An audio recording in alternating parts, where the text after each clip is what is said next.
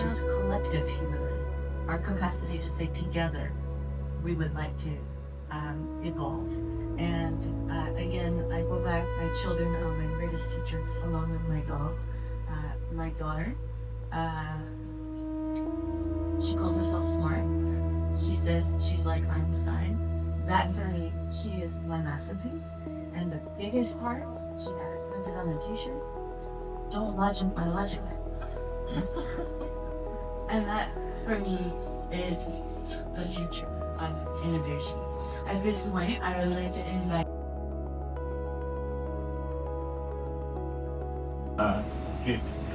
innovation is counter innovation, right? So meaning, in order for you to innovate, you need to counter the innovation all the time, right? So you have to bring, the things that you've broken before and fixed before. So you cannot innovate until you de-innovate or deconstruct, right? So I think there's that.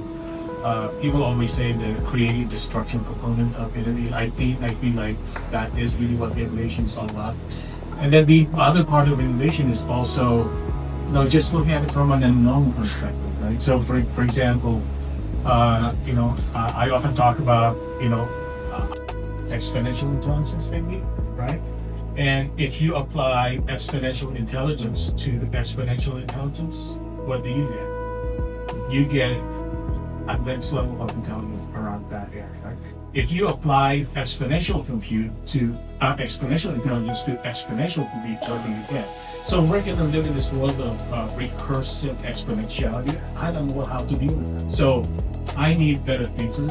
So innovation is all about not only destroying what we have, but also looking at it from a perspective of what the heck do we need to know in order for us to have just to solve problems that we've never seen. Is when you can make your dreams come true, and I think also Pablo and Joseph have been touching upon this point. And Peter Diamandis has said something very smart as well. Start working on moonshots and special education for moonshots. And he said that every breakthrough starts with a crazy idea. I'm going to be trying to be inspired by basically my physics as I have then apologies, but I'm inspired by the vacuum field energy. This idea that from nothing something can appear, and I think that's my definition of innovation. It is turning nothing into something, turning a bit of nothing into something, whether that's in science or art or emotions. It doesn't matter. I'm a simple particle physicist. This is all beyond me, but I've been given this job over a glass of wine this evening, explaining the Higgs boson. So I'll give you a warm-up now. Interfaces here.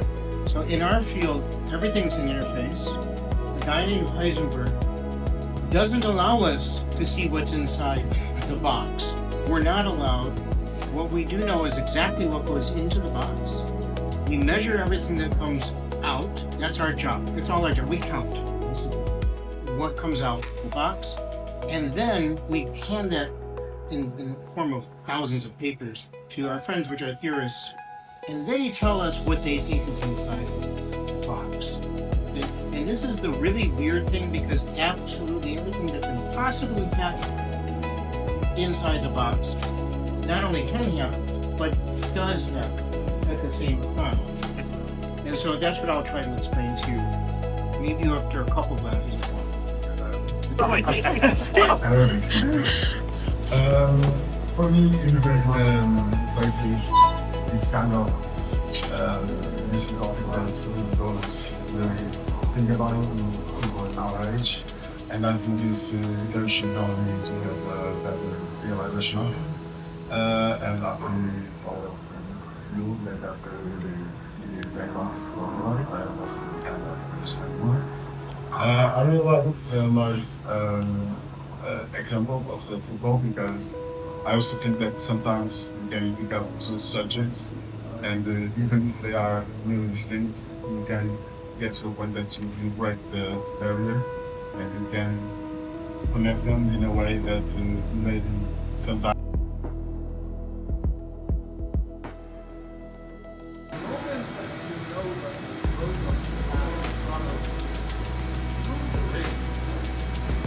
Runs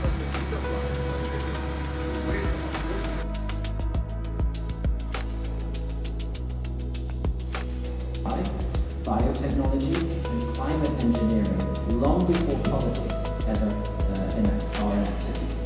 These are not just stories, they are thought experiments, no less rigorous than those conducted in scientific labs. Science gives us a tool, art helps us understand their consequences.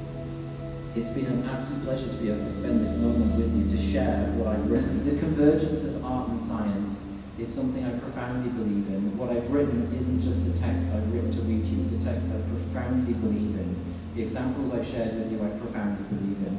And I just want to applaud you for this incredible book, and I hope that I can continue somehow to contribute towards the future of what is starting here today, and what started 3 years ago when this idea came about to create what we're now seeing manifest today. So very big congratulations to you, and thank you so much for inviting me. It's been an absolute pleasure to be here with you, and I look forward to listening to you and to speaking to you all as we remain here for a little while. Thank you so much.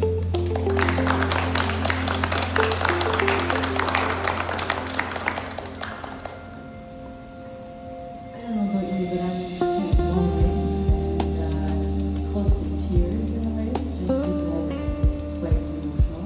So to me, if we can solve fragmentation, I think that go a long way. Yeah, the core question for me is how do we create abundance for all? And abundance, is a beautiful word in English which cannot really be translated in any German or other languages, and it's not access to icon from finance, as Mariam said, to what some in Switzerland might consider wealth. It's more access to possibilities. We have seen with all the technology, and that's what I'm most excited about, that we can create more access for people. Barbara is beautiful also outlined this. We asked the what if question, what if we do this, what can we solve? And I saw at the beginning when you come in, I think you really have to look at what if cancer is no longer something we have to deal with. So we have to ask these challenging questions, and I do believe that younger people, with all due respect for my age and older people here, are more challenging and can ask those questions better. So for me, that's the We don't want to see all of it, I think, fully massive.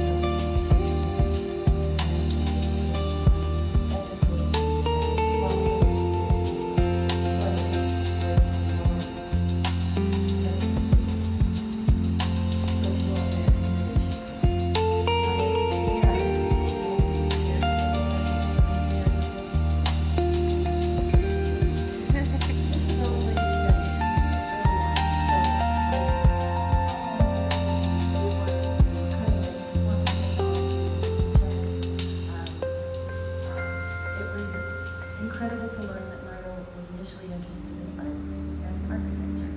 And so I think there's a synergy here. Nardo, if you will please join us. We have a panel, and then we will be passing the microphone to our community gathered here today, so everyone will have a chance to speak. I will also say like this, unicorn.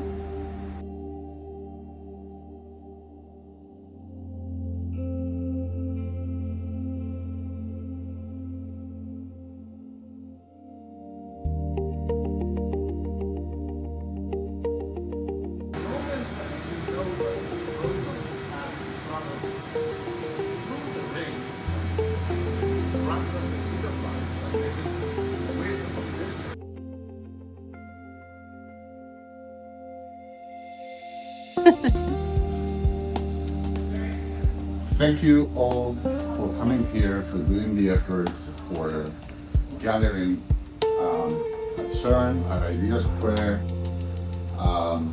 Can you hear me without the microphone? Yeah. Okay.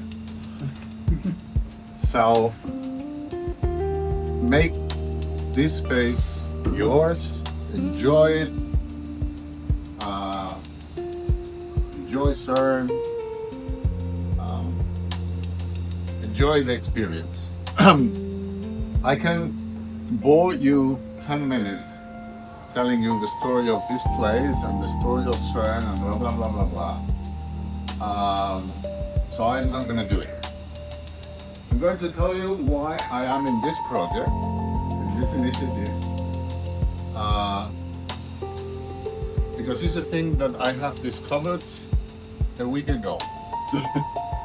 And it has to do with thinking 55 years wrong. Now, finally, a couple of weeks ago, I was flying from New York to here, and believe it or not, I had a kind of epiphany. And I realized that I have been thinking 55 years wrong about innovation. Now I can sleep at night, and I can try for the rest of whatever amount of years I'm going to live, trying to do the things right. It turns out that some of the things I have done, they are right just by chance. So, and I wrote down everything in this piece of paper when I was in the plane, but I always carry it with me, so I don't forget it. So what is it? The first thing I learned is that you get to see plenty of papers and plenty of conferences about the problem of innovation. And let's discuss innovation. Innovation works all the time. The only thing that happens is it doesn't work in the way we want it to work. Because what we want to do, well, we want to innovate breakthrough that happens right here and right now, that makes us rich and famous, and